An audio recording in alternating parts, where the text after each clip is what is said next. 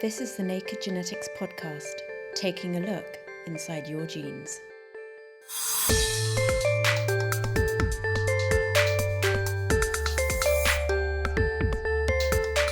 It's the hottest new biotechnology technique to hit the headlines since ever. CRISPR is a precision set of genome editing tools enabling scientists to cut and paste together DNA in any organism exactly how they want. And the implications for human health and even humanity are huge. What you end up with is, in effect, this sequence that you've added precisely inserted in the targeted position in the genome. Plus, linking genetics to lifestyle, and our gene of the month is black and white and very cute. This is the Naked Genetics podcast for February 2016 with me, Dr. Kat Arney, brought to you in association with the Genetics Society, online at genetics.org.uk.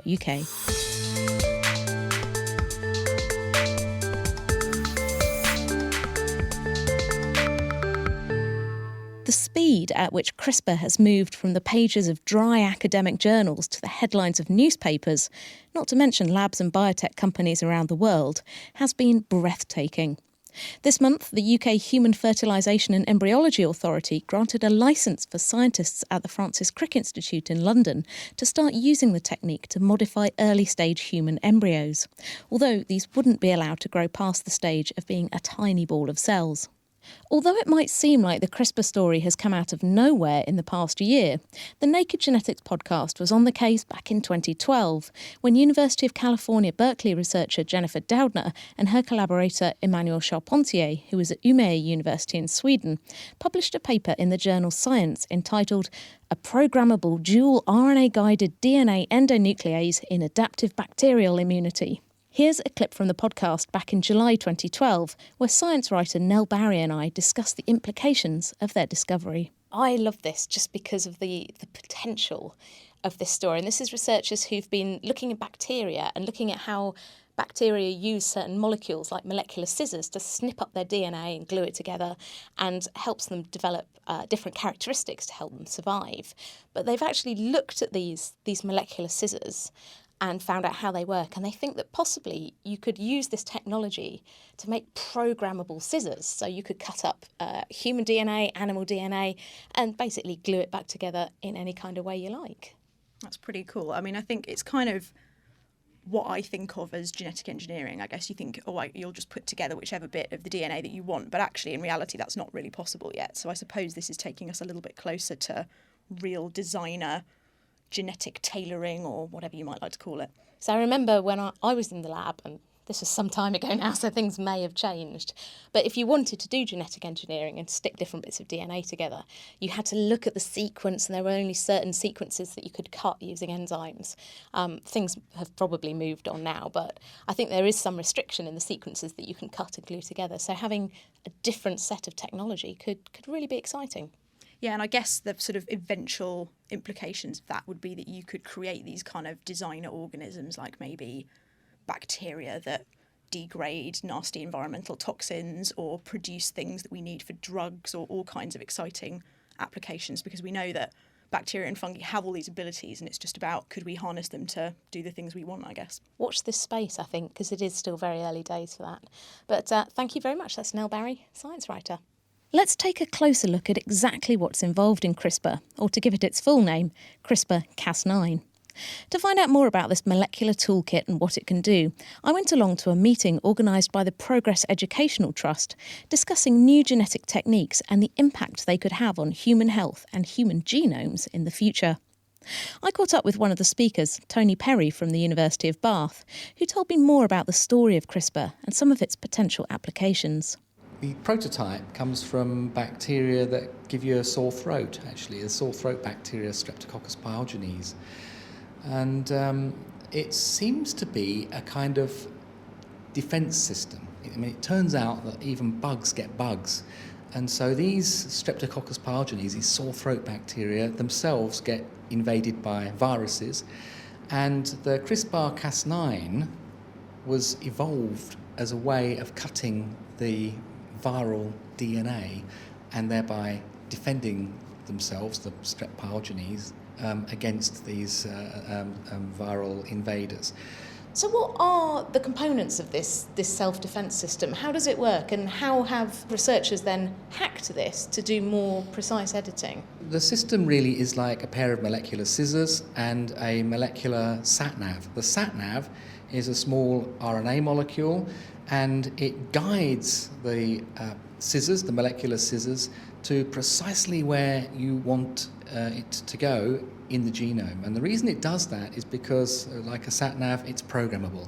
So you get to tell the sat-nav what the coordinates are in the genome, and it will then take the scissors to that point in the genome, and the scissors will cut there. And when they do so, when the scissors do so, they make a double-stranded break called a DSB. And then the cell has got two types of toolkit that it can use to repair that double-stranded break. And one type of repair that the cell can use, or one toolkit, is a simple kind of paste mechanism. Just get the ends and glue them back together again. Absolutely, just get the ends, glue them back together again quickly, because it does have to be a rapid process, because these breaks are anathema to cells. If they're not repaired quickly, the cell can die, and even worse, it can give rise to cancer and death of the organism in multicellular organisms. So although it's very useful for research, because you can use it to knock out genes if the cut is in a gene, it's probably not going to be so useful for clinical applications. Anyway, and the second toolkit that the cell has, or mammalian cell has, to repair a double-stranded break is called homology-directed repair. Well, we can actually add in our own designer piece of DNA, which is used for repair, and so we can design that. We can produce it, fabricate it in vitro in the laboratory, and make sure by sequencing that it's exactly what we want. And then we can introduce it into the cell at the same time as we've introduced the molecular sat-nav and the molecular scissors, the CRISPR-Cas9. And so the cell, in the right circumstances, will use this extra piece of DNA that we've added as a repair template. And what you end up with is, in effect, this sequence that you've added precisely inserted in the targeted position in the genome, so that it's been used to, in other words, to repair the genome, and you've introduced the change that corresponds to the DNA that you've added in. So we've got the CRISPR, which is the RNA, the guiding system. We've got the Cas9, the scissors, and then this DNA template, and that could be anything I can imagine. There can't quite be anything you can imagine as yet. Perhaps one day. The constraint, one constraint at the moment, is the size that you want to. If you want to introduce a piece of DNA, so you make the cut where you want the cut to be. So you can introduce a large piece of DNA where you want it to be. But there probably is an upper limit at the moment today on how much novel DNA you could introduce, and we're probably in the many thousands of base pairs, or many thousands of characters in the genome, and we don't know how, whether the sky's the limit or not. But what we do know is that as you increase the length of information that you want to introduce, the efficiency drops. And so probably if you wanted to introduce a really large piece of DNA, for whatever reason, you might have to do that in multiple steps. So we've got this technology which seems like an incredibly powerful tool, and I know that scientists all over the world are using it in all kinds of ways in research in the lab to understand how genes work and how genes get turned on and off and all this kind of thing. But what we're talking about at this meeting here is editing the human genome. Tell me about the two different approaches that people are trying to think about, not doing necessarily at the moment, but the two sort of different ways that people are thinking about doing this at the moment. So as I see it, this whole topic can be sort of perhaps rather artificially, but sorted into whether the changes that you make to the genome are heritable, or in other words, they can be passed on in successive generations, or are not heritable. So the two main types of non-heritable genome editing changes that you might make and work together with existing technologies that are variously well established. So this is effectively just normal cells of the body that are broken. You're repairing them in some way. You can repair cells in situ using gene therapy, and this would be coupled together very nicely with CRISPR-Cas9, but you here are doing the editing, as it were, of cells in the patient, of the patient cells in situ. And there are 1 or 2 clinical trials that are already, as I understand it, in progress to use this kind of in situ approach of somatic cell gene therapy. What sort of diseases are people starting to look at? Well, the ones that I am aware of are, for example, retinopathies. So you can go in and you can edit genes that predispose to certain types of retinopathy. So that's problems with eyesight at the back of the eye? Exactly, problems with eyesight. And this is quite a good place to start because the eye is relatively accessible and a great deal is known about the eye, and so this is something which lends itself to this application of CRISPR-Cas9. So this is an example, perhaps the first of many, but it's an example of somatic cell gene therapy combined with CRISPR-Cas9. So somatic cell gene therapy at the moment there are probably over 600 clinical trials ongoing in the US, and it's a technology that's been around for some 25 years or more since the first successful somatic cell gene therapy. So we might see this with CRISPR-Cas9, which is very new, being combined with very well-established clinical technologies. The second non-heritable type of application would be which is a cell therapy, where you take cells from a patient who is affected with a particular genetic condition that predisposes to a disease, and you then edit those cells in vitro in the laboratory, and then you can confirm that you've made the edit that you want to make, and you can put those cells, in effect, you can put them then back into the patient because they now have you've now fixed, as it were, the genetic change that predisposed to their condition. And that can happen either by taking cells and directly editing them and putting them back in, and this is largely speculative, although there are 1 or 2 ongoing pieces of work. The applications for that are, for example, where you can recover hematopoietic cells from the bone marrow of patients, and then you can potentially edit genes in these blood stem cells, and then transplant this bone marrow back into the patient, so that now the patient's bone marrow cells have got the repaired version of the cells have got the repaired version of the gene, and the problem is fixed. Another way, perhaps a little bit more futuristic, is where, but it's conceivable, is combining CRISPR-Cas9 with the whole technology of induced pluripotent stem cells. So induced pluripotent stem cells were something that was discovered by a method that was reported by Shinya Yamanaka. He won the Nobel Prize in 2012 for this. And basically what you can do is you can take somatic cells like skin cells, and you can, if you do the right treatment, if you subject them to the right factors, you can cause them to start behaving like embryo-like cells. And from those embryo-like cells, you can ask them to then re-specialize, if you like, into whatever cell you ask them to specialize into.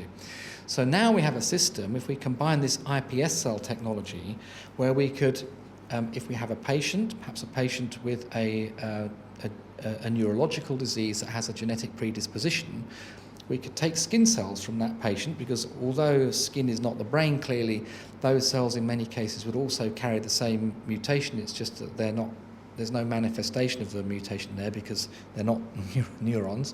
But we can take skin cells, generate from them iPS cells, embryo-like cells. We can go in with CRISPR-Cas9, so combining the CRISPR-Cas9 here, fix the problem, and then ask these embryo-like cells, these iPS cells, to differentiate to become neurons, which we can do in many cases in many different cell types, and then we can transplant the neurons, which are derived in effect, it's all a bit roundabout, but they are derived from the patient back into the patient, but now those neurons have got the fixed genome. So that's another example of non-heritable, because the neuron is not a germline, so that's another example of how CRISPR-Cas9 might be used in non-heritable therapy. And this IPS, not CRISPR-Cas9, but IPS, this kind of IPS approach is being used and has been used in clinical trials, for example, in Japan. Tony Perry from the University of Bath. And we'll be hearing more from him in next month's podcast, when we take a look at whether CRISPR could be used to genetically engineer humans. And, getting to the heart of the burning questions, I ask whether my friend could hack her genome to grow a tail.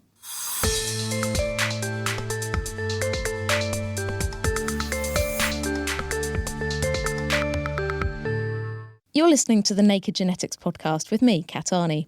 Still to come, our gene of the month is black and white and very cuddly. But first, back in December, the US National Academies of Sciences and Medicines, the Royal Society in London and the Chinese Academy of Sciences convened a major summit in Washington to discuss the use and implications of using CRISPR for modifying human cells and embryos. The technology to do this is either in place or in progress, but just because we can doesn't mean that we should. Professor Azim Sarani from the Gurdon Institute in Cambridge went along, and I spoke to him during a break at the Progress Educational Trust conference, where he'd been presenting his work on creating egg and sperm cells from somatic cells in the body, such as skin, to find out who went to the Washington summit and what happened there. Well, there were scientists and there were ethicists, there were lawyers, so it was a mixed group of people. So the scientists were putting their information on, how far the technique has got and what new developments might come. And presumably what we don't know as well, and what some of the risks are. There are risks. For example, although most of the work suggests that, you don't have particular problems with off-target effects. This is accidentally cutting things you don't want to cut. Yeah. I think overall it looks like the incidence of off-target effects is far less than was anticipated. So that's one good thing. In terms of the technology, we now know that there are researchers who are working on how to take cells from the body, somatic cells like skin cells, and then treat them in certain ways and even potentially turn these into egg and sperm. I mean, that's a whole world, not needing to take an egg and a sperm from a man and a woman and edit them, but actually you could just take someone's skin cells and make a baby and change those genes. Because, these are children that are not born yet, so you can't talk about informed consent, It's the kind of the playing God argument. And then other people say, well, when you have children naturally, you don't ask their permission, You're just passing on your genes. I didn't want to be born. Good and bad. You don't go and say, I didn't get permission from the children I gave birth to or something like that, So but those are things that did come up at the meeting, and I think that the thing that was surprising to me was that I went there thinking that there'd be a lot of people who would be saying, gene editing, germline gene editing is a red line. We don't cross this. And I found that overall people were much more prepared to debate this, and they didn't say, we should never do it. So the consensus at the end was that we should review this periodically. So they want to see how the science is progressing, what the public views are, whether the public opinion is shifting like it did with some of the other things. So I think, that's a good thing, because I think, we have to see. So I think at the moment the decision is that, people just press on with doing basic research. So if you have, for example, a very good reason why you want to use CRISPR-Cas9 on human embryos, for example, not to implant, but to understand how genes work, how cells are made, and so on, then I think the general consensus is that this should be allowed. I think this could also be the case for cells that give rise to germ cells. That, as I told you, I've already used it in the synthetic germ cells we have made, to understand how genes are working. But how important is it that this isn't just a decision that the scientists make? Say, okay, we understand the science, we should be the ones who decide how this works. I think that absolutely not. I don't think the scientists are forcing this issue. I think my reading of the situation is that scientists are excited about the work they're doing, because I think this is a very powerful tool. And so most of the basic researchers see this as an opportunity to gain knowledge. So that's exciting enough for them. They're not necessarily interested in pushing any kind of force this onto the public and say, now we're going to decide because we can do it, we will do it. I think the overall, the tone of this meeting was that we will present the science, and we want to inform the public, and then it has to be a decision for the public through the regulatory committees and agencies. They differ in different countries, so it's not going to be uniform. That was very clear that, it's not. It may be that the regulatory framework is not going to be, the same everywhere because there are different conditions and things like that. So it will very much be dependent on, each country kind of taking this on, but doing it through this international interaction, so that, there's a debate internationally as well.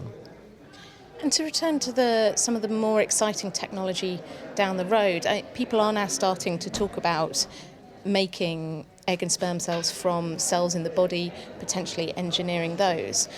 How do you see that kind of technology unfolding? Is this going to be the future of this kind of technology? I think we are, to be honest, we are far from that. I think really we've just taken the first steps. I mean, we just literally we are being able to make the very early germ cells. Also, much more complicated issue is whether they are going through proper programming. You'd have to see whether they are going through all of those kinds of changes properly in culture. That was Professor Azim Sarani from the Gurdon Institute in Cambridge. With all this talk of engineering the genome, it's important to remember that we really don't understand much at all about how our genes work and what they do. Every year, scientists find hundreds, if not thousands, of associations between tiny variations in our DNA and the risk of all kinds of diseases and disorders, from cancer and heart disease to diabetes and depression, through genome-wide association studies, usually known as GWAS. Unpicking exactly how these genetic variants work is a complex task, and a new paper from Susie Gage and her colleagues at Bristol University has just thrown some more complexity into the mix: the impact of genes on lifestyle factors. I asked her to explain what she's found. The sort of rationale behind this paper is just trying to get a better handle on what the results of genome-wide association studies actually mean, what they can actually tell us, because it's all well and good knowing that certain genetic variants are associated with a disease or with a phenotype of any kind, but until you actually can sort of delve a bit deeper and work out what that association actually means, that's sort of only of limited interest, really. So we hear these stories in the papers, 10 new genes for cancer found, 100 new genes for autism. Is that this kind of study that's throwing up these genes, and we don't really know what they are and what they do? Yeah, absolutely. So, I mean, in some cases, you do know what a particular genetic variant does in terms of coding for a protein or something like that, where you can actually test it. But more often than not, actually, we don't know at the moment. And so that's sort of the question is, well, how do we know what these variants are actually doing? Is it some sort of biological effect that they're having on the disorder, on cancer, for example? Or is it actually that they are having an effect on something else, and that something else might be having the effect on cancer? So unpack that a bit. What do you mean by that? What sort of examples would apply here?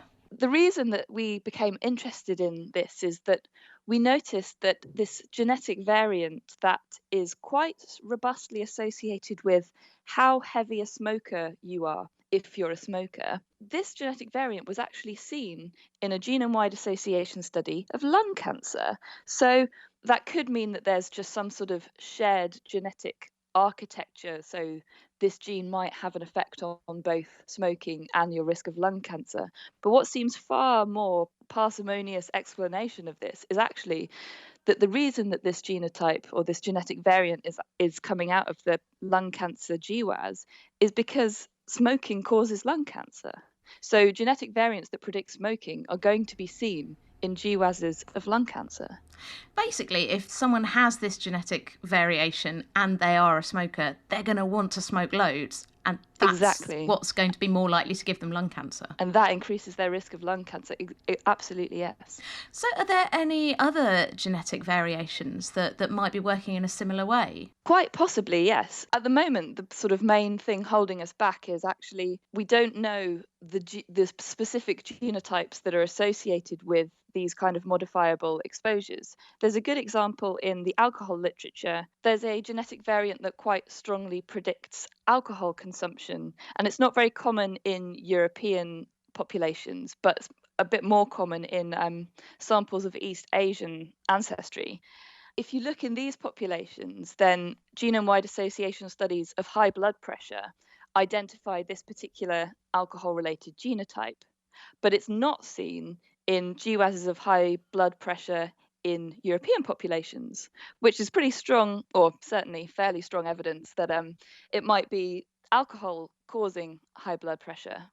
And that's why you only see this particular genotype in these GWASs in these specific populations. And so do you think that there might be other ones out there? We've done cigarettes and alcohol. Any other vices that might be linked to conditions? Well, absolutely. And quite a lot of substance use is known to be heritable. So, for example, cannabis use. But as yet, we haven't identified the specific genetic variants that are associated with cannabis use. But as and when these variants are identified, it would be perfectly plausible that we might see these genetic variants coming out of GWASs for diseases if there is a causal link between cannabis and schizophrenia, and we identify these cannabis sort of risk increasing genetic variants, then if there's truly a causal association between cannabis and schizophrenia, you might well expect that these genetic variants would come out in GWASs of schizophrenia. So what do we do with this information? I always find it interesting with these genetic studies, whether you sort of say, oh, well, you've got the gene variation that makes you more likely to be a stoner. Well, what do we do? Or, you're going to smoke more, so bad luck. Where do we take this work? So in terms of what these studies might actually tell us, when we're looking at genome-wide association studies of diseases, if a genetic variant comes out of one of these studies, that's actually telling us that there's a modifiable risk factor that's increasing the risk of this disease, then that's a much easier place to target an intervention at than a biological mechanism. So it's easier to help someone stop smoking, say, than it is to find and develop a drug that targets a molecular pathway that might reduce their lung cancer risk. Absolutely, yeah. But don't we already know that people should give up smoking? Well, I mean, that is a very good point. I think being able to sort of say a bit more definitively that what we're seeing are causal associations here can only help in terms of getting that message across. There's also a lot of talk about the nature versus nurture or nature with nurture. And I guess what you're unpicking here is how our genes interact with the things that we do, the things in our lifestyle. It feels like this is really first steps into that world, that we still don't really understand much about how our lifestyle and our environment affects our genes and what happens to us. Yeah, I think that's the key point here, that we have to be very cautious when we kind of interpret these studies, because we're really just at the very beginning of being able to understand what these genetic associations might actually mean and how we can then harness them to improve people's health and improve our own understanding of humans, our behaviour and our health. Bristol University's Susie Gage, and her paper was published this week in the journal PLOS Genetics. And finally, it's time for our gene of the month, and this time it's the cute and cuddly panda. Rather than being a gene in these famous black and white bears, panda is found in sea urchins, and it's short for paracentrotus antinodal dorsal activity. It encodes a molecule that's important for helping a developing sea urchin embryo tell its front side from its back, known as dorsoventral patterning, and is laid down in the sea urchin egg before it's even fertilised. Panda works by acting against another important developmental molecule called nodal, which tells cells in the developing urchin to become ventral, the front bit, rather than dorsal, that's the back. That's all for now. Next month, I'll be continuing with a look at CRISPR, finding out if we can use the technology to genetically modify humans and discovering how researchers are using it to figure out how genes work in sickness and in health. If you've got any questions or feedback, just email me at genetics@thenakedscientist.com. You can also get in touch through the main Naked Scientist Facebook page or by tweeting @NakedGenetics. Every episode of the Naked Genetics podcast is on iTunes and online at nakedscientist.com/genetics. The Naked Genetics podcast is brought to you in association with the Genetics Society, online at genetics.org.uk. I'll see you next time for another peek inside your genes.